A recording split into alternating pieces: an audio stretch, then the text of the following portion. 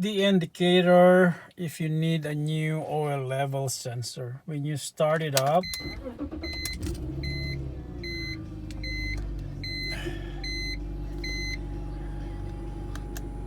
so wait 30 seconds.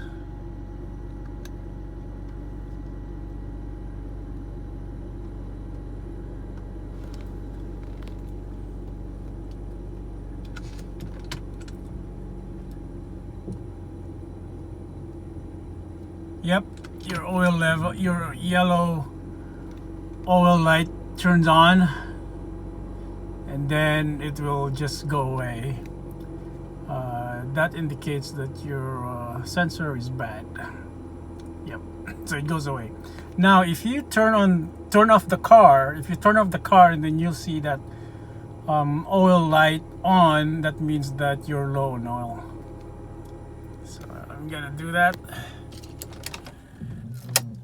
Doesn't show anything, so it means that my oil level is okay. Now I have to take out the oil filter with this big 36 mm socket, and there it goes. Well, it's around 6 quarts of oil, and there's my old oil filter. The old filter is not a man filter, so I got the old o-ring out. Time to put it back out for the oil level sensor, and I'm going to take out these 3 bolts while the oil is still dripping and replace it with a new one. New oil level sensor. Following now the new sensor. It looks like you could install this one without draining the oil. I think so. Now to test the oil level sensor. It's working.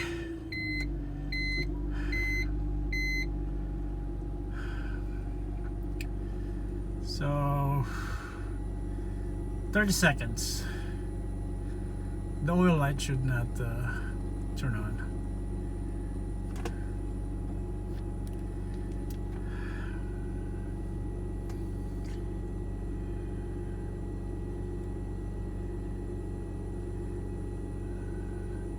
Yep, it's more than 30 seconds now, and no oil light. So far, it's a successful replacement of the oil level sensor. Yep, I'm going to test drive it after the control arms are installed, so I should feel a difference now. We're in jack stands now, and look at this.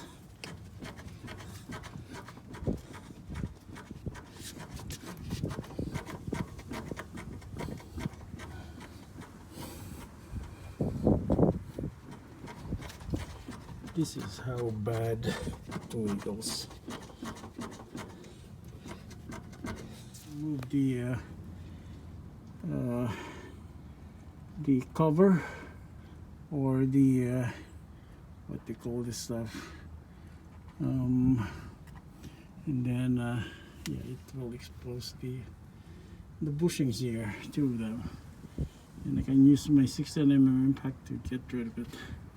I have problems removing the tire here, so I'll try just leave it there and tackle that problem later on. I'll try removing this one with the tire on, see how difficult it is, but yeah.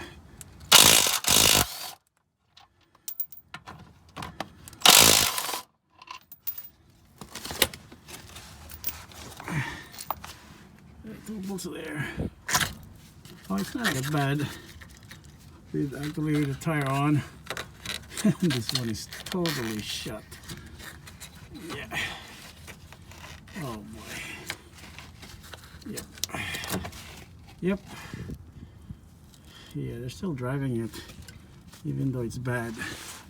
On the other side, it's still probably going there, but yeah, it's not that bad, but it still needs replacement.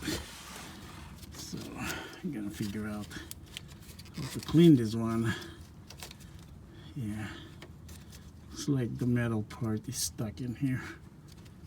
Yep. So let's see. Using a 2 Joe Polar wheel. Yep. There we go. Placement. I think it's polyurethane, and there's actually a left-right marking. Yeah, there's an L in here, but I don't see anything on this original one. Yeah, this is made in Germany. This is the original, 150,000 miles. This one has the R in it. Yep, there's an R. All right. So we're gonna install them. Installed. The bushing is there, both left and right. But I still have a problem. The wheel is still bad. So it turns out that my ball joint, yeah, see this one? It's still moving bad. So there's no movement already there on the control arm, but the ball joint of the control arm needs to be replaced. So the bushing is not enough. Control arms needs to be replaced. It's already 150K, so it needs to be refreshed. Well, too bad. I need to do it again. Control arms arrived from RockAuto, and pretty much this is a bad packaging. So you have all the protection on top, but there's no protection down here. And this one is probably okay. This one is okay, but this one is bad because the protection for the ball joint is missing. This is a plastic protector. Yeah. So this one is not installed because the nut, I think the nut barked out. So this should be like this during shipping, protecting the ball joint. Now,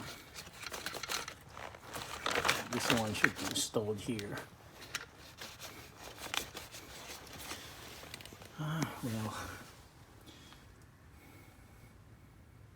we'll see how this suspensia, the cheapest one they have in RockAuto, performs. Slowly removing this ball joint with a 3/4 inch box and wrench. So I finally got the bad boy out. So this is the difficult one because this is on the subframe, on top of the subframe, and there's no space in there. So it's a 13/16 mm nut, and I think it's a 22 mm in metric. Yeah, there's just no space in there to loosen it. This is the reason why it's bad, this ball joint. This ball joint has a up and down play. Yep. It's really worn out. The lady that I used, it's actually pretty good. Well, it's tough to take out. The bushing installed, and I transferred it from there, from the old one, and yeah, the suspension is actually the same, almost the same as the OM. Yep.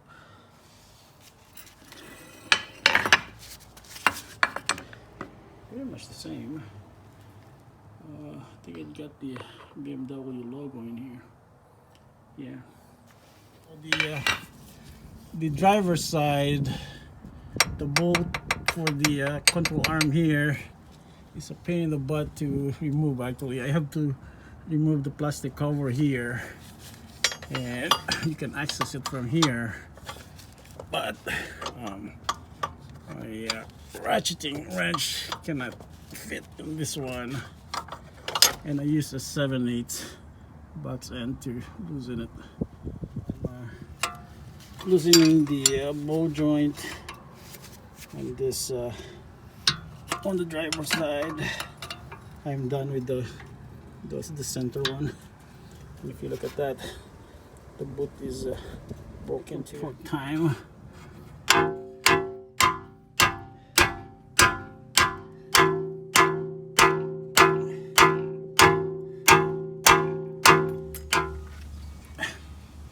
Yeah, this one is also fickle pork time.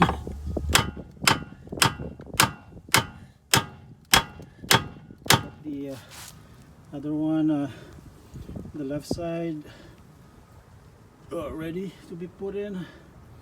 So there's the control arm bushing transferred from the old one. The major tools that I use: the rubber mallet for the control arm bushing, and my torque wrench with the 16mm. This one you definitely need to do this, and yeah, my hammer 18mm for to take out the original ball joint, bolt, nut. Unfortunately, the replacement one has a 3/4. I think it's a 3/4 inch nut on it. So after 18mm it becomes 3/4, and then the center one, I use the 7/8, or I think this is a 22mm. So you cannot use any ratcheting wrench in here, so that makes the job like difficult. So I got everything bolted in. New lower control arms. So I should feel a very good steering right now. And then looking at the underside of this car, yeah, it was really good because there are no leaks. And I think the pump was replaced, and I think the radiator too, the cooling system. I got new hoses in here, down here, and it's a BMW one. So yeah, so the previous owner probably have it replaced before. So this is the one that I need to handle. I think this one should have a bracket that bolts in here, but I just put a zip tie in here to secure it so that it will not make a noise. Yeah, and then put the plastic cover back. Took care of the missing wire here. It's actually a missing connector, or a missing temperature sensor for the washer nozzle. So the problem is I don't have the splash shield in here anymore that connects to. Most of the cars in the junkyards are also like broken, and they don't even have this sensor. Actually, luckily I found one, but it's a 2001 model. The design of the splash shield is somehow different. So I just took this one. I'm probably gonna zip tie it here to the side. It should be okay. Yep. Oh, we just zip tie in here, hidden. Yep. That's it.